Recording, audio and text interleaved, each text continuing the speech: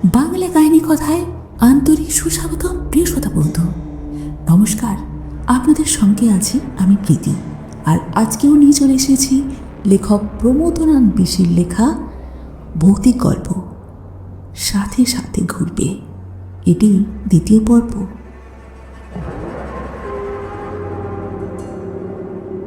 পরদিন রাত্রে আবার ঘুম ভেঙে গেল। দেওয়াল ঘড়িটার দিকে চেয়ে দেখলাম রাত 1:30। তখনই বুকের মধ্যে ছ্যাদ করে উঠল। সেই কালো মাথাটা নেই তো। আর চোখে চেয়ে দেখলাম বকুল গাছটার পাতাগুলো বাতাসে কাঁপছে। স্বস্তি বোধ হলো। সঙ্গে সঙ্গে নিজের ভীরুতার জন্য এক প্রকার ধিক্কার বোধ তৈরি হলো। তেষ্টা পেয়েছিল। জল পান করবার জন্য উঠলাম। গেলাসের ঢাকনা তুলে দেখলাম গেলাস ফাঁকা। কাল বকুল গাছটাকে কালো মাথা কল্পনা করবার ফলে মনে হয়েছিল যে অশরীরেতে জল খেয়ে গিয়েছে। আজ ভয়ের সেই পরিপ্রেক্ষিত ছিল না। মনে হলো চাকরটাই নিশ্চয়ই ফাঁকি দিয়েছে, শাসন করে দেবার অজুহাতে। আসল কথা, নিজের ভয়টাকে অন্তঃসার শূন্য প্রমাণ করবার আশায় অত রাত্রে ডাকাডাকি করে চাকরটাকে জাগালাম। সে এসে শপথ করে বলল যে গ্লাসে জল দিয়ে একটা পিরিচ দিয়ে ঢেকে রেখে গিয়েছিল। আমিও অবশ্য জল খেতে যখন যাই তখন সে গেলাসে পিরিচ ঢাকায় ছিল বটে। আমার ভুল হয়েছে স্বীকার করে তাকে বিদায় দিলাম। বিছানায় এসে শুলাম, কিন্তু চিন্তা নতুন সূত্র অবলম্বন করে চলতে আরম্ভ করলো। জল খেলো কে? আমি কি তবে ঘুমের ঘোরে উঠে জল খেয়ে ফেলেছি? এমন অসম্ভব না হলেও বর্তমান ক্ষেত্রে সম্ভব মনে হলো না। ঘুমিয়ে পড়বার আগে সংকল্প করলাম কাল থেকে ঘুমোবার আগে প্রচুর জল পান করে নেব, যাতে মাঝরাতে জেগে উঠে এরকম অদ্ভুত সমস্যায় না পড়তে হয়। দিনের বেলা আর 5টা চিন্তায় এসব বিষয় মনে পড়তো না, কিংবা মনে পড়লেও হাস্যকরভাবে তুচ্ছ বোধ হতো। সেদিন শোবার আগে প্রচুর জল খেয়ে নিলাম। রাতে আর জাগতে হলো না। ভোরবেলা চা করে চা আনলো। আগের দিন তারা খেয়েছিল বলে আজ ঘরে ঢুকে গিলাসটার দিকে তাকালো। আমিও তাকালাম। গিলাস খালি। যে পিরিচখানা দিয়ে সে জল ঢেকেছিল সেটা পাশে পড়ে আছে, আর গিলাসটা একটা বই দিয়ে ঢাকা। বইখানা দূর থেকে দেখেই বুঝলাম পোয়ের মিস্ট্রি অ্যান্ড ইমাজিনেশনের গল্প। চমকে উঠলাম। এই বই তো নিচের লাইব্রেরির ঘরে ছিল, এখানে তবে আনলো কে? আর গেলাসই বা খালি করলো কে? চাকরকে আর কি বলবো, নিজের চিন্তা সূত্রে কেবল নিজেই জড়িয়ে যেতে লাগলাম। ক্রমে আমি নিশ্চিন্ত হলাম। রাতের বেলায় কেউ আমার ঘরে ঢোকে। প্রকৃতস্থ থাকলে সহজেই বুঝতে পারতাম এমন হওয়া সম্ভব নয়, কারণ আমি নিজের হাতে ঘরের দরজা বন্ধ করি এবং ভোরবেলা উঠে নিজের হাতেই দরজা খুলি। কিন্তু এসব বিষয় বোঝবার মতো আমার মনের অবস্থা ছিল না। আমার একটা পিস্তল ছিল, বাক্সের মধ্যে থাকতো। এতদিন পরে সেটা বাইরে বের করে বালিশের তলায় রেখে দিলাম। একবার মনে হলো নির্জন বাড়িতে একলা না থেকে লোকজনের সঙ্গে মিশলে হয়তো অশরীরের হাত থেকে রক্ষা পাওয়া যায়, কিন্তু শরীর এত দুর্বল যে অন্য জায়গায় যাওয়ার শক্তিই ছিল না। তাছাড়া আমি খুব একটা মিশুকি প্রকৃতির লোক ছিলাম না বলে আমার বন্ধু বান্ধবের সংখ্যা অল্প। যে কয়েকজন আছে সবাই কাজের লোক। কে এসে সারাদিন আমার সঙ্গে আর গল্প করবে? কাজেই সারা দিন একা একা ঘরে থাকা ছাড়া অন্য কোনো গতি ছিল না। ক্রমে অশরীরের প্রভাব দিনের বেলাতেও অনুভব করতে আরম্ভ করলাম। মনে হতো পাশের ঘরে কে যেন ফিস ফিস করে কথা বলছে, কিংবা খুব মৃদু হাঁটা চলার আওয়াজ অনুভব করতাম, কিন্তু নিশ্চয়ই জানতাম যে কেউ নেই। কিন্তু তবুও একবার দেখে আসতাম। রেলের ইঞ্জিন বাষ্প ছাড়লে যেমন এক প্রকার ঝনঝনা শব্দ হয়, কানের ভিতর সেই রকম শব্দ শুনতে পেতাম।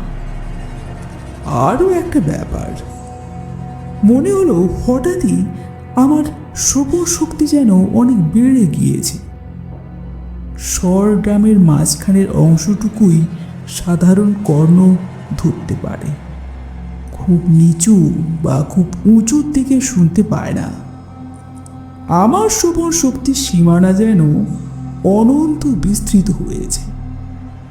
আমি যেন কলকাতার বাড়িতে বসেই পাড়ার দূরবর্তী বাড়িগুলোতে কে কি বলছে সেটাও শুনতে পেতাম। একদিন শিমুলতলার চিঠি পেলাম।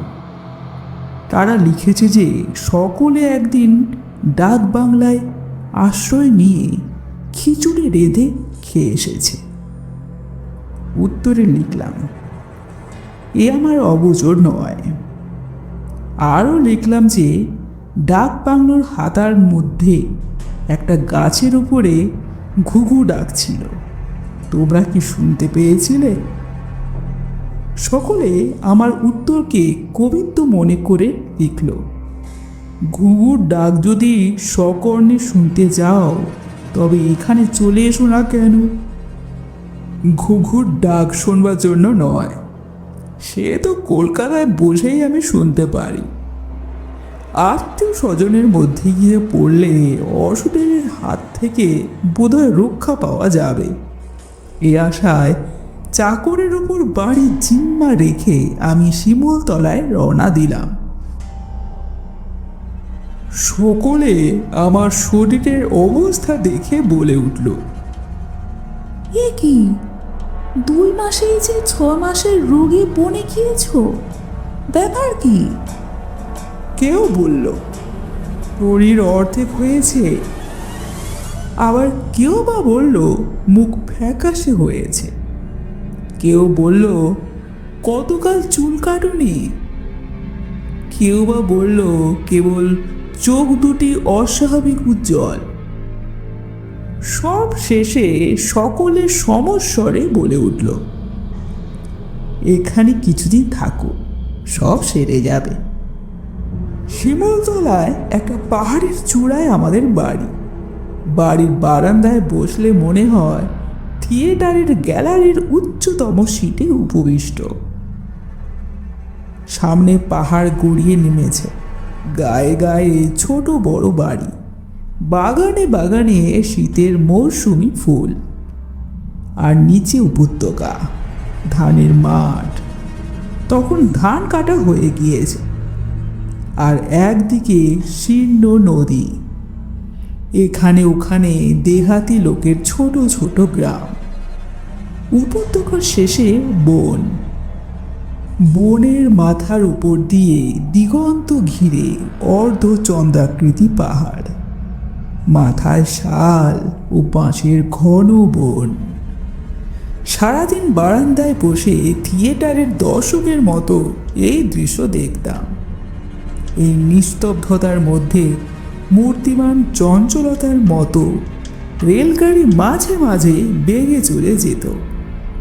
গাছের ফাঁক দিয়ে দেখতে পেতাম। এখানে এসে আর একটা জিনিস আবিষ্কার করলাম। একদিন সকালে আমরা তিনজনে দূরপাল্লার ভ্রমণে বেরিয়েছিলাম। অনেক দূর গিয়ে চায়ের তেষ্টা পেল। একটা থলেতে স্টোভ, চা, চিনি এবং কেটলি এসব ছিল। কেবল দুধের অভাব। মাঠের মধ্যে দুধ পাবার আশা নেই দেখে নিবৃত্ত হতে যাচ্ছি। আমি বলে উঠলাম, ওই দেখো, দূরে মাঠের মধ্যে গোটা কয়েক গরু এবং রাখাল দেখা যাচ্ছে। ওখানে গেলে বোধহয় দুধ মিলতে পারে। সকলে ভালো করে দেখল, কিন্তু কিছুই দেখতে পেল না। আমি বললাম, তোমরা কেন দেখতে পাচ্ছ না? ওই তো স্পষ্ট। কিন্তু তারা বলল, চায়ের তেষ্টায় মরে যাচ্ছি, এখন আর ঠাট্টা ভালো লাগছে না। আর একজন বলল, লোকে মাঠের মধ্যে মৃগ তৃষ্ণিকা দেখে, আর তুমি যে গো তৃষ্ণিকা দেখতে লাগলে। তৃতীয়জন বলল, তুমি কি চোখে দূরবীন লাগিয়েছ নাকি? আমি বললাম, অবিশ্বাসের কাজ কি, আমাদের তো যেতেই হবে, চলো না, ওই দিকেই যাই না কেন? সকলে নির্দিষ্ট দিকে চললাম। প্রায় 1 ক্রোশ পথ চলবার পর সত্যি সকলে সেই গরুর পাল দেখতে পেল। আমার সঙ্গীদের একজন বলল, আশ্চর্য, তুমি 1 ক্রোশ দূর থেকে দেখতে পেলে কিভাবে? তাই তোমার চোখ এমন অস্বাভাবিক উজ্জ্বল। আর একজন বলল, আন্দাজে ঢিল লাগিয়েছে, মাঠে গরু চড়বে, এ আর বিচিত্র কি? আর একজন বলল, এমন অস্বাভাবিক দৃষ্টিশক্তি কিন্তু ভালো লক্ষণ নয়। সেই প্রথম আমি আবিষ্কার করলাম যে শ্রবণ শক্তির মতো আমার দৃষ্টির সীমাও অনেক বেড়ে গিয়েছে। এখানে এসে অশরীরীর প্রভাব সম্বন্ধে কাউকেও কিছু বলিনি। বলবো আর কি, বলবার আছেই বা কি, আর বললেই বা লোকে বিশ্বাস করবে কেন? ভাবতাম, অশরীরী এমন করে আমায় কান আর চোখের সীমানা বাড়িয়ে দিচ্ছে কেন? অশরীরীর প্রভাবের সাথে এই শক্তি বৃদ্ধি যে জড়িত, সে বিষয়ে আমার সন্দেহ মাত্র ছিল না।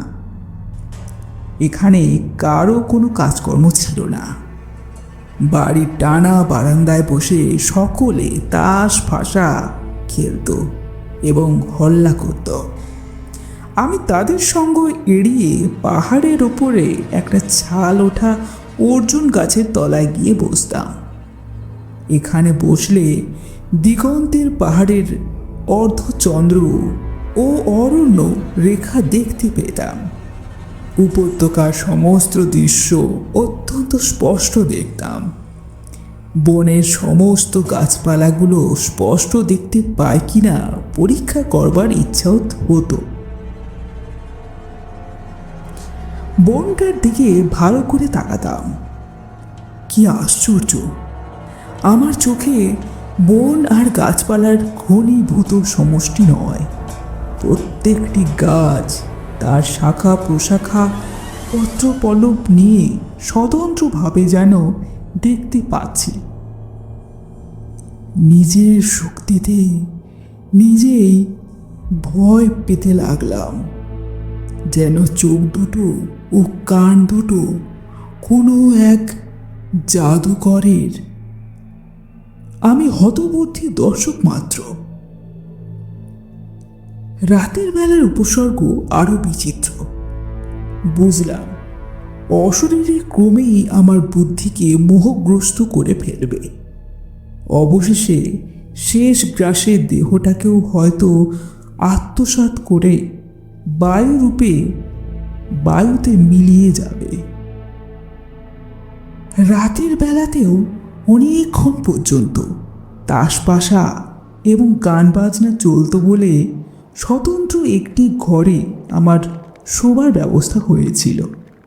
সে ঘরে আর কেউ থাকতো না।